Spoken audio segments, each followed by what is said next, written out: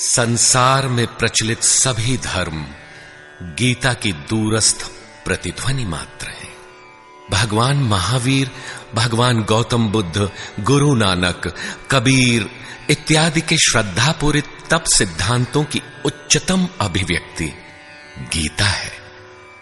गीता के वे ही कैसेट सुमन आप सबके समक्ष आत्मदर्शनार्थ प्रस्तुत हैं।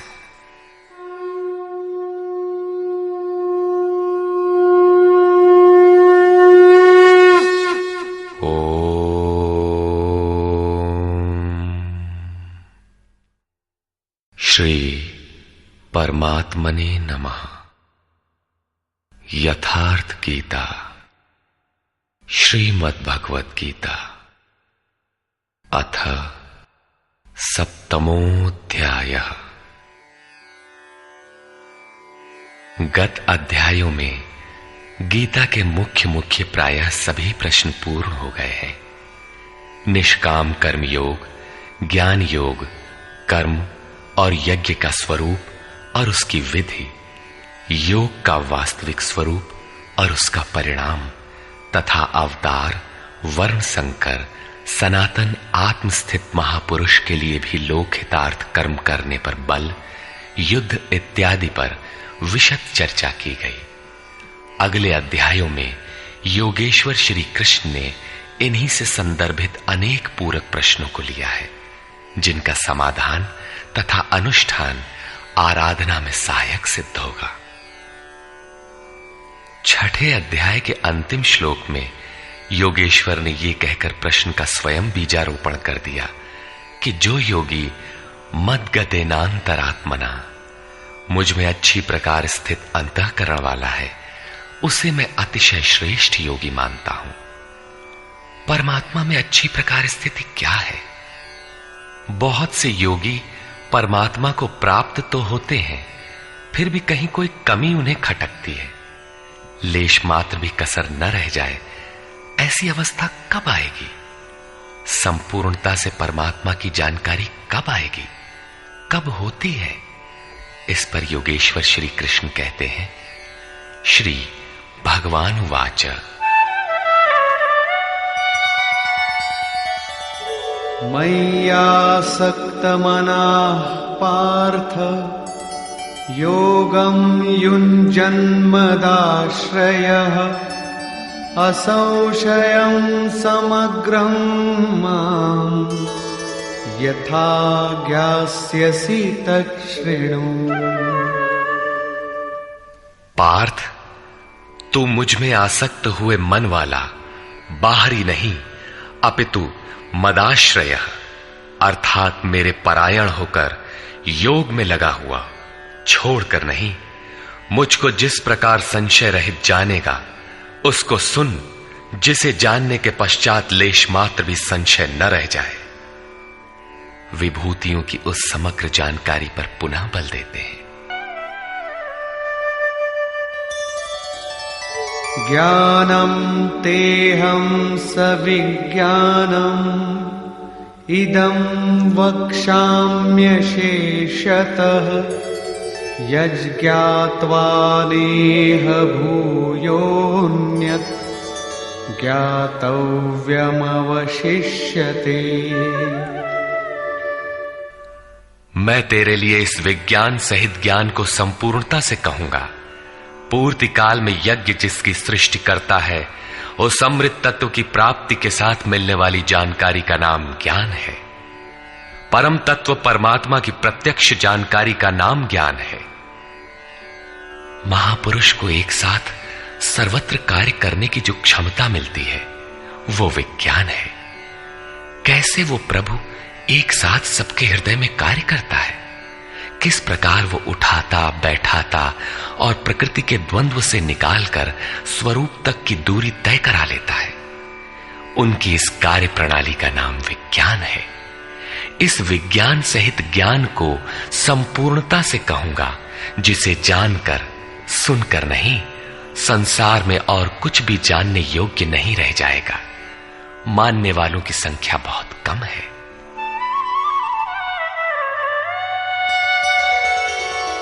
मनुष्याणां सहस्रेषु कश्चिद्यतति सिद्धये यततामपि सिद्धानां कश्चिन्मां वेत्ति तत्वतः।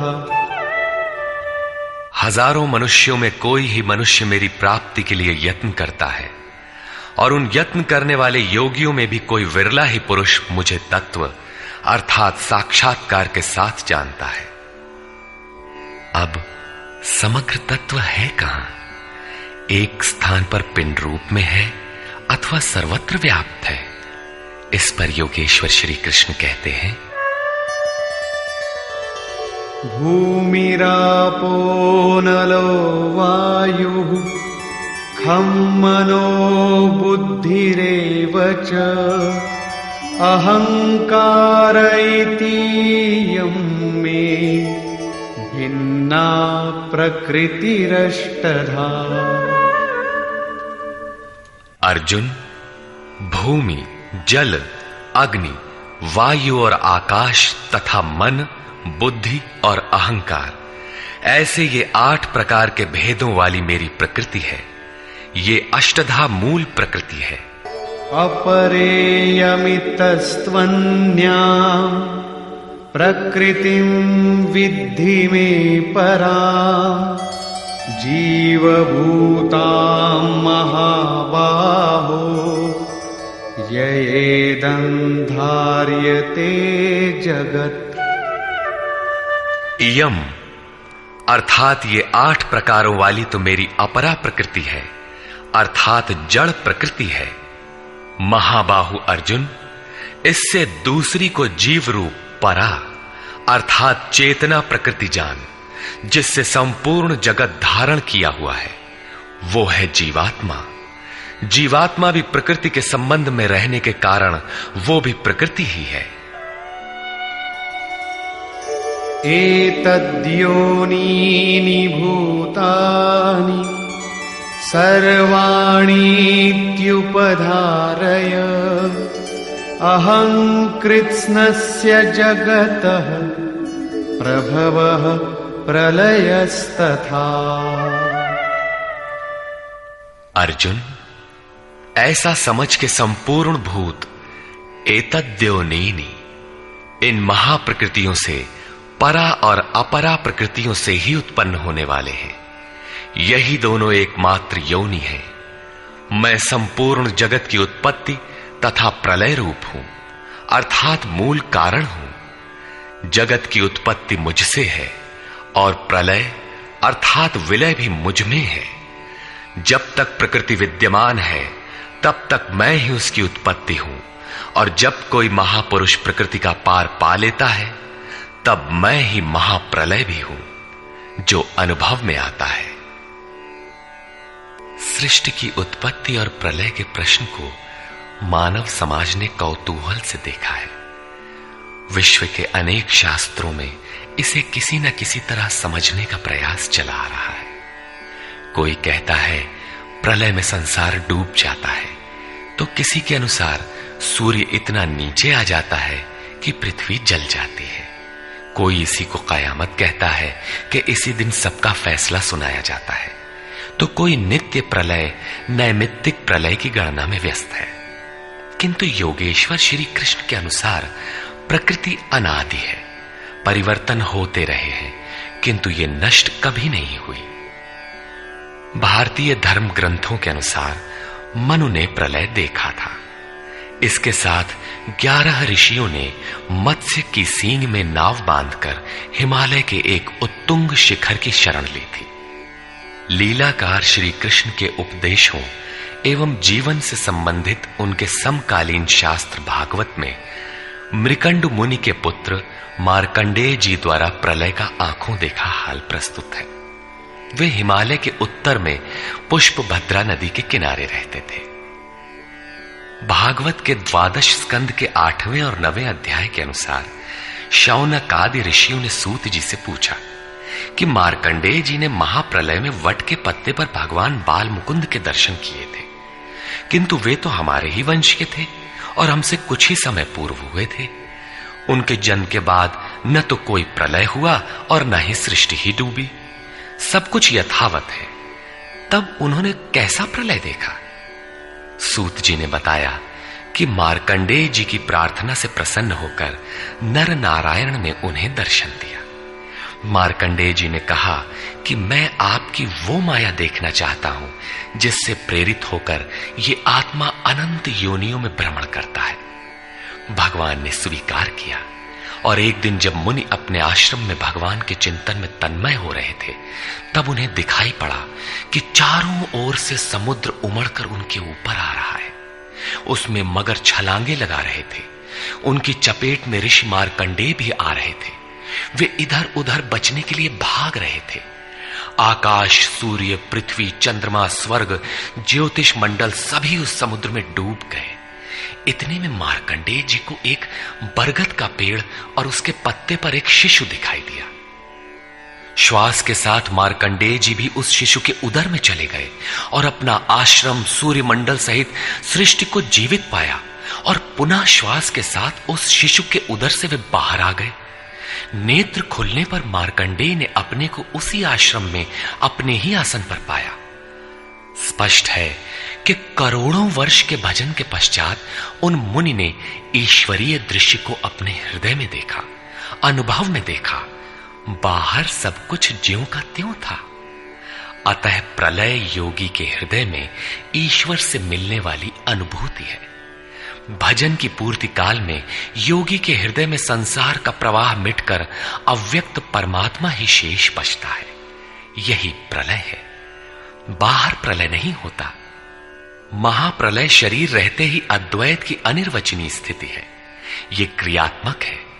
केवल बुद्धि से निर्णय लेने वाले भ्रम का ही सृजन करते हैं, चाहे हम हों या आप। इसी पर आगे देखें। मत्तः परतरं नान्यत् किंचिदस्ति धनंजय मयि सर्वमिदं प्रोतं सूत्रे मणिगणा इव।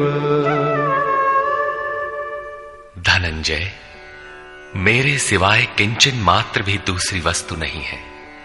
ये संपूर्ण जगत सूत्र में मणियों के सदृश मेरे में गुथा हुआ है तो, परंतु जानेंगे कब?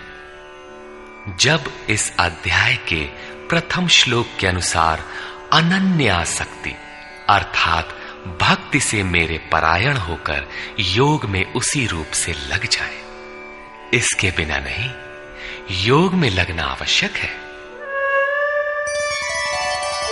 रसोऽहमप्सु कौन्तेय प्रभास्मि शशि सूर्ययोः प्रणवः सर्ववेदेषु शब्दः के पौरुषं नृषु।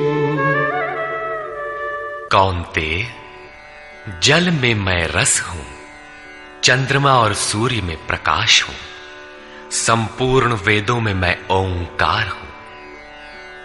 ओ धन अहम धनकार, स्वयं का आकार हूं। आकाश में शब्द और पुरुषों में पुरुष तत्व हूं, तथा मैं पुण्यो गंधः पृथिव्यां च तेजश्चास्मि विभावसौ जीवनं सर्वभूतेषु तपश्चास्मि तपस्विषु। पृथ्वी में पवित्र गंध और अग्नि में तेज हूं, संपूर्ण जीवों में उनका जीवन हूं और तपस्वियों में उनका तप हूं। बीजं मां सर्वभूतानां विद्धि पार्थ सनातनम् बुद्धिर्बुद्धिमतामस्मि तेजस्तेजस्विनामहम्। पार्थ, तू संपूर्ण भूतों का सनातन कारण अर्थात बीज मुझे ही जान। मैं बुद्धिमानों की बुद्धि और तेजस्वियों का तेज हूं।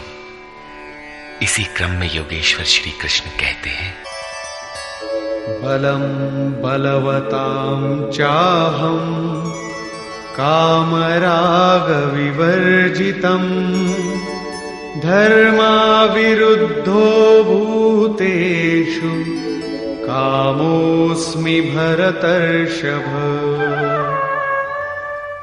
हे भरत श्रेष्ठ अर्जुन, मैं बलवानों का कामना और आसक्ति रहित बल हूं। संसार में सब बलवान ही तो बनते हैं। कोई दंड बैठक लगाता है, कोई परमाणु इकट्ठा करता है, किंतु नहीं, श्री कृष्ण कहते हैं कि काम और राग से परे जो बल है वो मैं हूं, वही वास्तविक बल है। सब भूतों में धर्म के अनुकूल कामना मैं हूं। परब्रह्म परमात्मा ही एकमात्र धर्म है जो सबको धारण किए हुए है। जो शाश्वत आत्मा है वही धर्म है। जो उससे अविरोध रखने वाली कामना है मैं हूं। आगे भी श्री कृष्ण ने कहा कि अर्जुन, मेरी प्राप्ति के लिए इच्छा कर। सब कामनाएं तो वर्जित है, किंतु उस परमात्मा को पाने की कामना आवश्यक है, अन्यथा आप साधन कर्म में प्रवृत्त नहीं होंगे। ऐसी कामना भी मेरी ही देन है। ये चैव सात्विका भावा राजसास्तामसाश्च ये मत्त एवेति तान् विद्धि नत्वहं तेषु ते मयि। और भी जो सत्वगुण से उत्पन्न होने वाले भाव हैं, जो रजोगुण और तमोगुण से उत्पन्न होने वाले भाव हैं, उन सबको तुम मुझसे ही उत्पन्न होने वाले हैं ऐसा जान। परंतु वास्तव में उनमें मैं और वे मेरे में नहीं है, क्योंकि न मैं उनमें खोया हूं और न वे ही मुझ में प्रवेश कर पाते हैं। क्योंकि मुझे कर्म से स्पृहा नहीं है, मैं निर्लेप हूं, मुझे इनमें कुछ पाना नहीं है, इसलिए मुझ में प्रवेश नहीं कर पाते। ऐसा होने पर भी जिस प्रकार आत्मा की उपस्थिति से ही शरीर को भूख प्यास लगती है, आत्मा को अन्न अथवा जल से कोई प्रयोजन नहीं है, उसी प्रकार प्रकृति परमात्मा की उपस्थिति में ही अपना कार्य कर पाती है। परमात्मा उसके गुण और कार्यों से निर्लेप रहता है। त्रिभिर्गुणमयैर्भावैः एभिः सर्वमिदं जगत् मोहितं नाभिजानाति मामेभ्यः परमव्ययम्। सात्विक, राजस और तामस, इन तीन गुणों के कार्य रूप भावों से यह सारा जगत मोहित हो रहा है। इसलिए लोग इन तीनों गुणों से परे मुझ अविनाशी को तत्व से भली प्रकार नहीं जानते। मैं इन तीनों गुणों से परे हूं, अर्थात जब तक अंश मात्र भी गुणों का आवरण विद्यमान है तब तक कोई मुझे नहीं जानता। उसे अभी चलना है, वो राही है। और दैवी ह्येषा गुणमयी मम माया दुरत्यया मामेव ये प्रपद्यन्ते मायामेतान्तरन्ति ते। ये त्रिगुणातीत मेरी अद्भुत माया दुस्तर है, किंतु जो पुरुष मुझे ही निरंतर भजते हैं वे इस माया का पार पा जाते हैं। ये माया है तो दैवी, परंतु अगरबत्ती जलाकर इसकी पूजा न करने लगे, इससे पार पाना है। न मां दुष्कृतिनो मूढ़ाः प्रपद्यन्ते नराधमाः मायया परितज्ञानाः आसुरं भावमाश्रिताः। जो मुझे निरंतर भजते हैं वे जानते हैं, फिर भी लोग नहीं भजते। माया द्वारा जिनका ज्ञान अपहरण कर लिया गया है, जो आसुरी स्वभाव को धारण किए हुए मनुष्यों में अधम काम क्रोधादि दुष्कृतियों को करने वाले मूढ़ लोग मुझे नहीं भजते। तो भजता कौन है?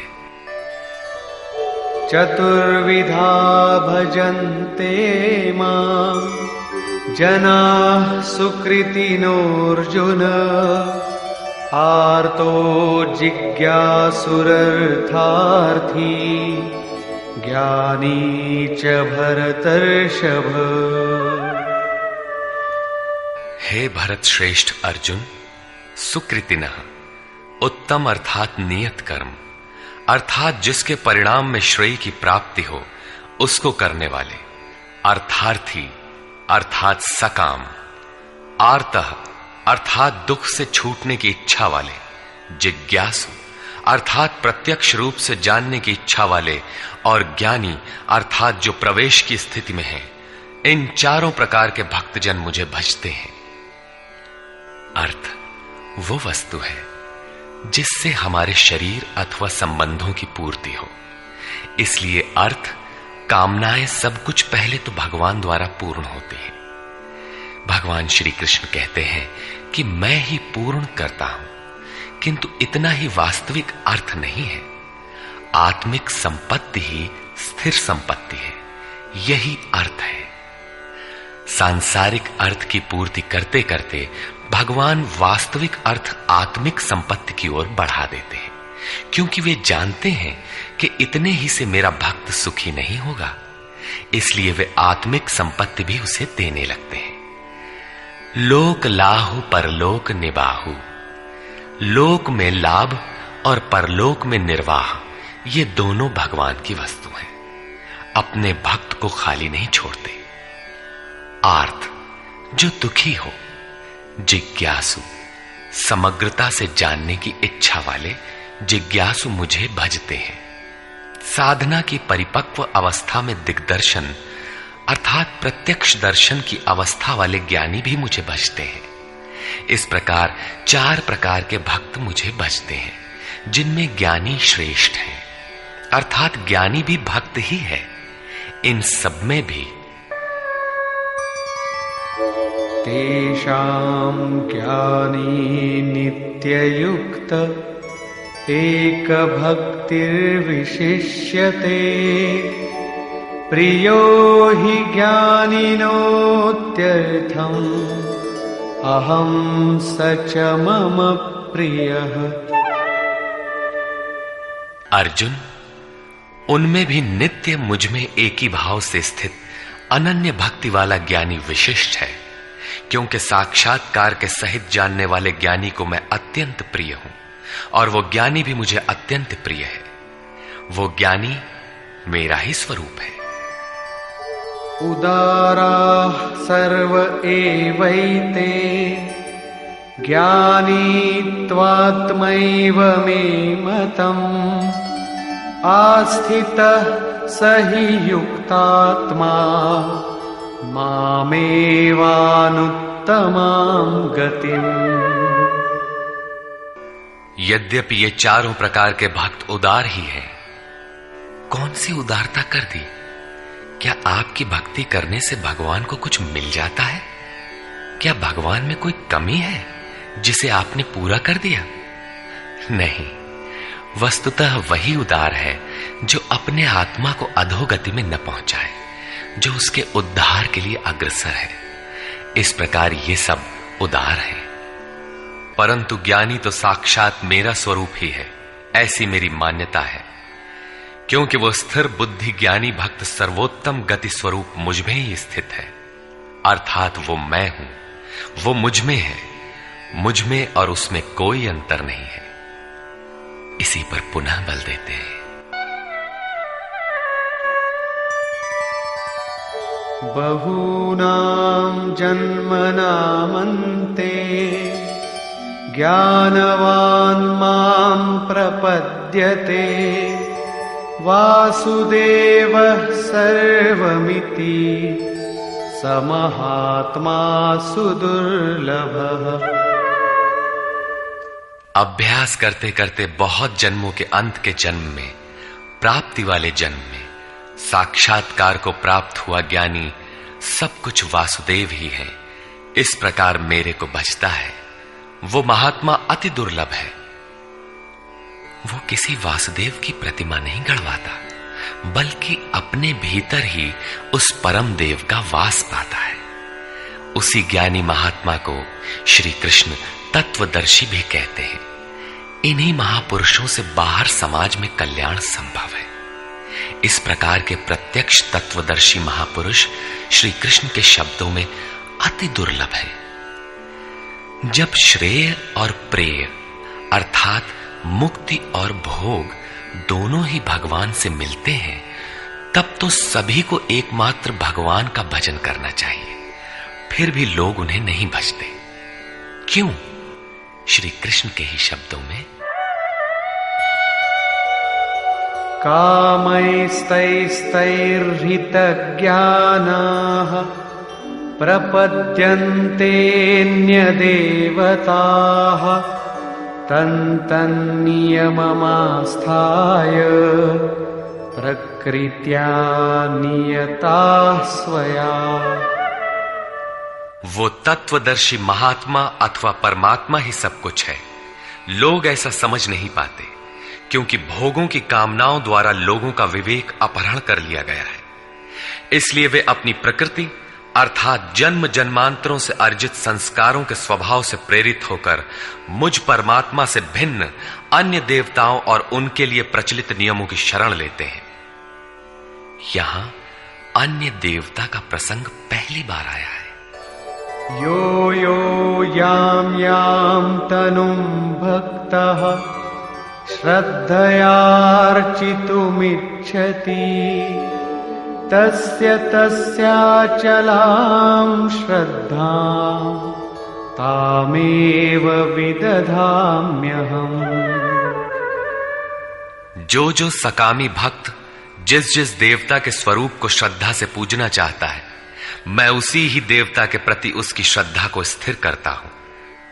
मैं स्थिर करता हूं, क्योंकि देवता नाम की कोई वस्तु होती तब तो वो देवता ही श्रद्धा को स्थिर करता। सतया श्रद्धया युक्तः तस्याराधनमीहते लभते च ततः कामान् मयैव विहितान् हितान्। वो पुरुष उस श्रद्धा से युक्त होकर उस देव विग्रह के पूजन में तत्पर होता है और उस देवता के माध्यम से मेरे ही द्वारा निर्मित उन इच्छित भोगों को निसंदेह प्राप्त होता है। भोग कौन देता है? मैं ही देता हूं। उसकी श्रद्धा का परिणाम है भोग, न कि किसी देवता की देन। किंतु वो फल तो पा ही लेता है, फिर इसमें बुराई क्या है? इस पर कहते हैं, अन्तवत्तु फलं तेषां तद्भवत्यल्पमेधसां देवान् देवयजो यान्ति मद्भक्ता यान्ति मामपि। परंतु उन अल्प बुद्धि वालों का वो फल नाशवान है। आज फल है तो भोगते भोगते नष्ट हो जाएगा, इसलिए नाशवान है। देवताओं को पूजने वाले देवताओं को प्राप्त होते हैं, अर्थात देवता भी नाशवान है। देवताओं से लेकर यावन मात्र जगत परिवर्तनशील और मरण धर्मा है। मेरा भक्त मुझे ही प्राप्त होता है, जो अव्यक्त है, नैष्ठिकीम परम शांति पाता है। देवता हृदय के अंतराल में परम देव परमात्मा के देवत्व को अर्जित कराने वाले सद्गुणों का नाम है। थी तो ये अंदर की वस्तु, किंतु कालांतर में लोगों ने भीतर की वस्तु को बाहर देखना प्रारंभ कर दिया। मूर्तियां गढ़ ली, कर्मकांड रच डाले और वास्तविकता से दूर खड़े हो गए। श्री कृष्ण ने इस भ्रांति का निराकरण उपर्युक्त 4 श्लोकों में किया। गीता में पहली बार अन्य देवताओं का नाम लेते हुए उन्होंने कहा कि देवता होते ही नहीं, लोगों की श्रद्धा जहां झुकती है वहां मैं ही खड़ा होकर उनकी श्रद्धा को पुष्ट करता हूं और मैं ही वहां फल भी देता हूं। वो फल भी नश्वर है। फल नष्ट हो जाते हैं, देवता नष्ट हो जाते हैं और देवताओं को पूजने वाला भी नष्ट हो जाता है। जिनका विवेक नष्ट हो गया है वे मूढ़ बुद्धि ही अन्य देवताओं को पूजते हैं। श्री कृष्ण तो यहां तक कहते हैं कि अन्य देवताओं को पूजने का विधान ही अयुक्ति संगत है।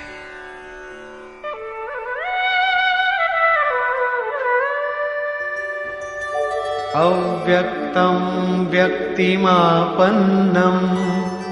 मन्यन्ते माम बुद्धयः परं भावमजानन्तो ममाव्ययमनुत्तमम्। यद्यपि जब देवताओं के नाम पर देवता नाम की कोई वस्तु है ही नहीं, जो फल मिलता है वो भी नाशवान है, फिर भी सब लोग मेरा भजन नहीं करते, क्योंकि बुद्धिहीन पुरुष अर्थात कामनाओं द्वारा जिनका ज्ञान अपहृत हो गया है वे मेरे सर्वोत्तम, अविनाशी और परम प्रभाव को भली प्रकार नहीं जानते। इसलिए वे मुझ अव्यक्त पुरुष को व्यक्ति भाव को प्राप्त हुआ मानते हैं, मनुष्य मानते हैं। अर्थात श्री कृष्ण भी मनुष्य शरीरधारी योगी थे, योगेश्वर थे। जो स्वयं योगी हो और दूसरों को भी योग प्रदान करने की जिनमें क्षमता हो उन्हें योगेश्वर कहते हैं। साधना के सही दौर में पड़कर क्रमशः उत्थान होते होते महापुरुष भी उसी परम भाव में स्थित हो जाते हैं।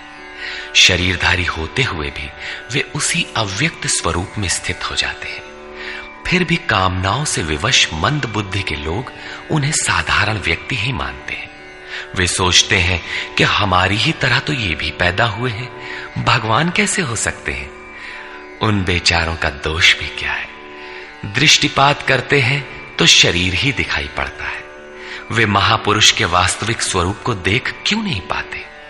इस पर योगेश्वर श्री कृष्ण से ही सुने। नाहं प्रकाश सर्वस्य योगमाया समावृतः मूढ़ोऽयं नाभिजानाति लोको मामजमव्ययम्। सामान्य मनुष्य के लिए माया एक पर्दा है जिसके द्वारा परमात्मा सर्वथा छिपा है। योग साधना समझकर वो इसमें प्रवृत्त होता है। इसके पश्चात योग माया अर्थात योग क्रिया भी एक आवरण ही है। योग का अनुष्ठान करते करते उसकी पराकाष्ठा योगारूढ़ता आ जाने पर वो छिपा हुआ परमात्मा विदित होता है। योगेश्वर कहते हैं कि मैं अपनी योग माया से ढका हुआ हूं। केवल योग की परिपक्व अवस्था वाले ही मुझे यथार्थ देख सकते हैं। मैं सबके लिए प्रत्यक्ष नहीं हूं। इसलिए ये अज्ञानी मनुष्य मुझ जन्म रहित अर्थात जिसे अब जन्म नहीं लेना है, अविनाशी अर्थात जिसका नाश नहीं होना है, अव्यक्त स्वरूप अर्थात जिसे पुनः व्यक्त नहीं होना है, को नहीं जानता। अर्जुन भी श्री कृष्ण को अपनी ही तरह मनुष्य मानता था। आगे उन्होंने दृष्टि दिया तो अर्जुन गिड़गिड़ाने लगा, प्रार्थना करने लगा। वस्तुतः अव्यक्त स्थित महापुरुष को पहचानने में हम लोग प्रायः अंधे ही हैं। आगे कहते हैं, वेदाहं समतीतानि वर्तमानानि चार्जुन भविष्याणि च भूतानि मां तु वेद न कश्चन। अर्जुन, मैं अतीत, वर्तमान और भविष्य में होने वाले संपूर्ण प्राणियों को जानता हूं, परंतु मुझे कोई नहीं जानता। क्यों नहीं जान पाता? इच्छा द्वेष समुत्थेन द्वंद्व मोहेन भारत सर्वभूतानि सम्मोहम् सर्गे यान्ति परन्तप।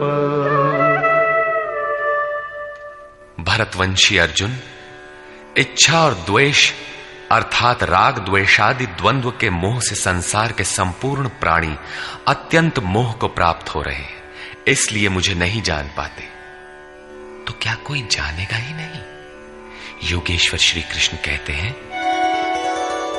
येषां त्वन्तगतं पापं जनानां पुण्यकर्मणां ते द्वन्द्वमोह निर्मुक्ता भजन्ते मां दृढ़व्रताः। परंतु पुण्य कर्म अर्थात जो संस्कृति का अंत करने वाला है, जिसका नाम कार्यम कर्म, नियत कर्म, यज्ञ की प्रक्रिया कहकर बारंबार समझाया है, उस कर्म को करने वाले जिन भक्तों का पाप नष्ट हो गया है, वे राग द्वेषादि द्वंद्व के मोह से भली प्रकार मुक्त होकर व्रत में दृढ़ रहकर मुझे भजते हैं। किस लिए भजते हैं? जरा मरण मोक्षाय मामाश्रित्य यतन्ति ये ते ब्रह्म तद्विदु कृत्स्नम् अध्यात्मं कर्म चाखिलम्। जो मेरी शरण होकर जरा और मरण से मुक्ति पाने के लिए प्रयत्न करते हैं, वे पुरुष उस ब्रह्म को, संपूर्ण अध्यात्म को और संपूर्ण कर्म को जानते हैं। और इसी क्रम में साधिभूताधिदैवं मां साधियज्ञं च ये विदुः प्रयाणकालेऽपि च मां ते विदुर्युक्तचेतसः। जो पुरुष अधिभूत, अधिदैव तथा अधियज्ञ के सहित मुझे जानते हैं, मुझ में समाहित चित्त वाले वे पुरुष अंतकाल में भी मुझको ही जानते हैं, मुझ में ही स्थित रहते हैं और सदैव मुझे प्राप्त रहते हैं। 26वें 27वें श्लोक में उन्होंने कहा कि मुझे कोई नहीं जानता, क्योंकि वे मोहग्रस्त हैं, किंतु जो उस मोह से छूटने के लिए प्रयत्नशील हैं, वे संपूर्ण ब्रह्म, संपूर्ण अध्यात्म, संपूर्ण कर्म, संपूर्ण अधिभूत, संपूर्ण अधिदैव और संपूर्ण अधियज्ञ सहित मुझको जानते हैं। अर्थात इन सब का परिणाम मैं अर्थात सद्गुरु हूं, वही मुझे जानता है, ऐसा नहीं कि कोई नहीं जानता। निष्कर्ष, इस 7वें अध्याय में योगेश्वर श्री कृष्ण ने बताया कि अनन्य भाव से मुझ में समर्पित होकर, मेरे आश्रित होकर जो योग में लगता है, वह समग्र रूप से मुझे जानता है। मुझे जानने के लिए हजारों में कोई विरला ही प्रयत्न करता है, और प्रयत्न करने वालों में विरला ही कोई जानता है। वह मुझे पिंड रूप में एक देशीय नहीं वरन सर्वत्र व्याप्त देखता है। 8 भेदों वाली मेरी जड़ प्रकृति है और इसके अंतराल में जीव रूप मेरी चेतन प्रकृति है। इन्हीं दोनों के संयोग से पूरा जगत खड़ा है। तेज और बल मेरे ही द्वारा है। राग और काम से रहित बल तथा धर्मानुकूल कामना भी मैं ही हूं। जैसा कि सब कामनाएं तो वर्जित हैं, लेकिन मेरी प्राप्ति के लिए कामना कर, ऐसी इच्छा का अभ्युदय होना मेरा ही प्रसाद है। केवल परमात्मा को पाने की कामना ही धर्मानुकूल कामना है। श्री कृष्ण ने बताया कि मैं तीनों गुणों से अतीत हूं, परम का स्पर्श करके परम भाव में स्थित हूं, किंतु भोगासक्त मूढ़ पुरुष सीधे मुझे न भजकर अन्य देवताओं की उपासना करते हैं, जबकि वहां देवता नाम का कोई है ही नहीं। पत्थर, पानी, पेड़, जिसको भी वे पूजना चाहते हैं, उसी में उनकी श्रद्धा को मैं ही पुष्ट करता हूं। उसकी आड़ में खड़ा होकर मैं ही फल देता हूं, क्योंकि न वहां कोई देवता है, न किसी देवता के पास कोई भोग ही है। लोग मुझे साधारण व्यक्ति समझकर नहीं बचते, क्योंकि मैं योग प्रक्रिया द्वारा ढांका हुआ हूं। अनुष्ठान करते करते योग माया का आवरण पार करने वाले ही मुझ शरीरधारी को भी अव्यक्त रूप में जानते हैं, अन्य स्थितियों में नहीं। मेरे भक्त 4 प्रकार के हैं: अर्थार्थी, आर्त, जिज्ञासु और ज्ञानी। चिंतन करते करते अनेक जन्मों के अंतिम जन्म में प्राप्ति वाला ज्ञानी मेरा ही स्वरूप है। अर्थात अनेक जन्मों से चिंतन करके उस भगवत स्वरूप को प्राप्त किया जाता है। राग द्वेष के मोह से आक्रांत मनुष्य मुझे कदापि नहीं जान सकते, किंतु राग द्वेष के मोह से रहित होकर जो नियत कर्म अर्थात जिसे संक्षेप में आराधना कह सकते हैं का चिंतन करते हुए जरा मरण से छूटने के लिए प्रयत्नशील हैं, वे पुरुष संपूर्ण रूप से मुझे जान लेते हैं। वे संपूर्ण ब्रह्म को, संपूर्ण आध्यात्म को, संपूर्ण अधिदैव को, संपूर्ण कर्म को और संपूर्ण यज्ञ के सहित मुझे जानते हैं। वे मुझ में प्रवेश करते हैं और अंतकाल में भी मुझको ही जानते हैं, अर्थात फिर कभी वे विस्मृत नहीं होते। इस अध्याय में परमात्मा की समग्र जानकारी का विवेचन है। अतः ओम तत्सदिति श्रीमद्भगवद गीता सूपनिषत्सु ब्रह्म विद्यायाम योग शास्त्रे श्री कृष्णार्जुन संवादे समग्र बोधः नाम सप्तमोऽध्यायः। इस प्रकार स्वामी अड़गड़ानंद कृत श्रीमद् भगवद गीता के भाष्य यथार्थ गीता का 7वां अध्याय पूर्ण होता है। हरि ओम तत्सत।